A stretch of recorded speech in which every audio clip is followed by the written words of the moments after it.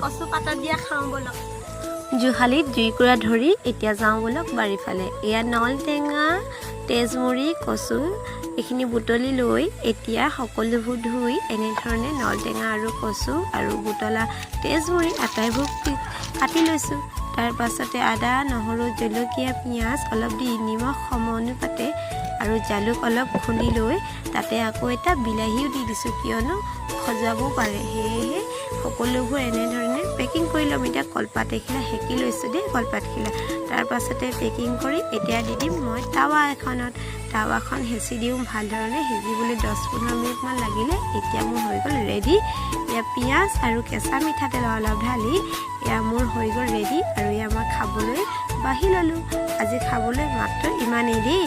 আৰু এতিয়া চাওকচোন গোন্ধটো ইমান ধুনীয়া চাওক গোন্ধটোতো মস্তি খাবই নালাগে